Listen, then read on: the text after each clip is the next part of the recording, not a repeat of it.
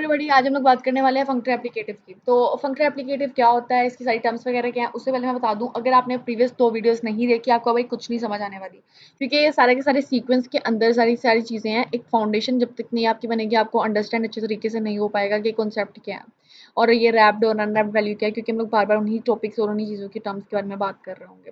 ठीक है, तो अभी हम लोग मिसाल से समझते हैं वैसे फंक्टर एप्लीकेटिव होता क्या है। फॉर एग्जाम्पल हमारे पास ना एक बिस्किट है, सिंपल बिस्किट्स का पैकेट है, उसको हम लोग ने पैकेट के अंदर बंद किया हुआ है। हमारे पास एक वो है और एक हमारे पास एक पैकेट है जिसके अंदर हमारे पास ना क्रीम के बिस्किट्स हैं। हम लोग क्या करते हैं, हम लोग पैकेट को ओपन करते हैं, दोनों पैकेट्स को, और जो क्रीम वाला बिस्किट है और जो सिंपल बिस्किट है दोनों को आपस में मर्ज कर लेते हैं, जंक्शन कर लेते हैं, उसका एक सैंडविच बना लेते हैं। अब हम लोग उसको भी पैकेट के अंदर बंद कर लेते हैं, उसको भी पैकेट के अंदर बंद कर लेते हैं, तो हमारे पास ना एक सेट बन जाता है जिसके अंदर दोनों की दोनों रैप्ड वैल्यूज का, जो एक पूरे का पूरा पैकेट था बिस्किट का और जो दूसरा क्रीम वाले बिस्किट का पैकेट था, उन दोनों पैकेट्स को हम लोग मर्ज करके हम लोग एक नया पैकेट बना रहे हैं। उसके ऊपर कोई ना कोई फंक्शन इम्प्लीमेंट करके जिससे हमने उनको जंक्शन किया। यही सेम चीज़ फंक्टर एप्लीकेटिव करता है। अब हम लोग को अगर इसको नहीं समझ आई तो हम लोग अभी इसको ब्रॉड वे से देखेंगे तो आपको अच्छे तरीके से समझ आ जाएगी।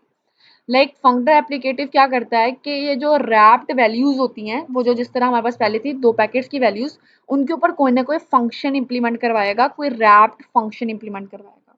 उसको हम लोग कहते हैं फंक्टर एप्लीकेटिव। ठीक है, मतलब कोई ना कोई इसी तरह पैकेट के अंदर वैल्यूज होंगी, दो या दो से ज्यादा, हम उसके ऊपर कोई ना कोई फंक्शन परफॉर्म करवाएंगे, बट ये शर्त है कि वो रैप्ड वैल्यू ही होगी।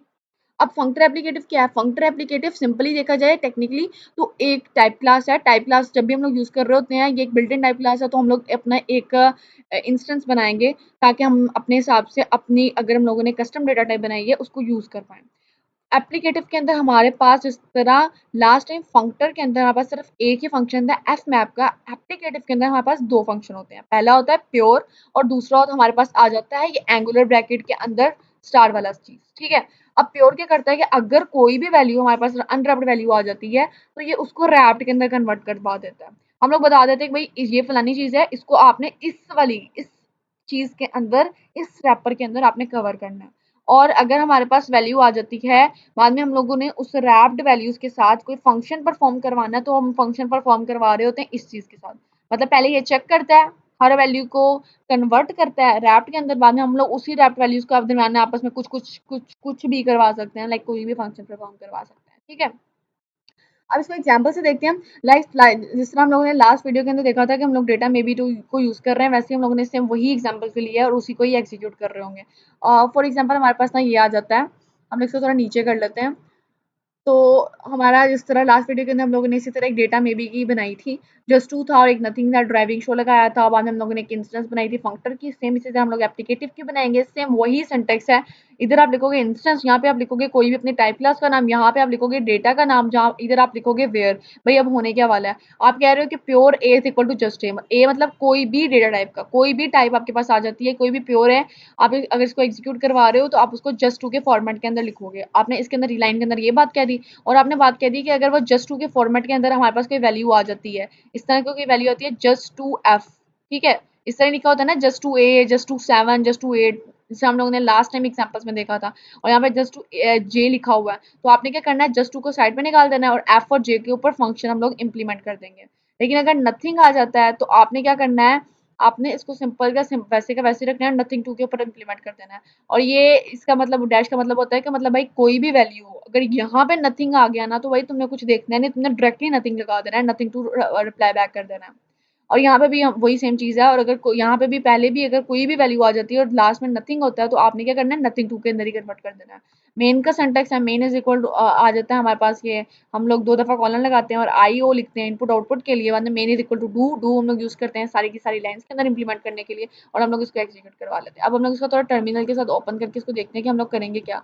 बस मैंने इन वैल्यूज को प्रिंट करवा दी है, ये 3 वैल्यू जो सी पहले थी ये एफ मैप के ऊपर ही है, मतलब यहाँ पे एक फंक्शन होगा और यहाँ पे हमारी कोई ना कोई फंक्टर वैल्यू होगी जो अप्लाई हो रही होगी। अब अगर देखा जाए इसके अंदर सिंपल एक फंक्शन हम लोग लिखते थे, लेकिन अगर हम लोग देखा जाए कि हम लोग एप्लीकेटिव को जब यूज कर रहे हैं, हम लोग दरमियान में एप्लीकेटिव का सिंपल लगा रहे हैं और यहाँ पे भी एक रैप्ड वैल्यू है जस्ट टू के अंदर पैक्ड, और यहाँ पे भी इस तरह है। लेकिन अगर देखा जाए एफ मैप के अंदर तो यहाँ पे भी कोई ना कोई फंक्शन था और यहाँ पे भी हम लोग कोई ना कोई फंक्टर वैल्यू लगा रहे थे। ठीक है, अब हम इसको देखते हैं तो हमें थोड़ी बेटर इसको समझ आ जाएगी।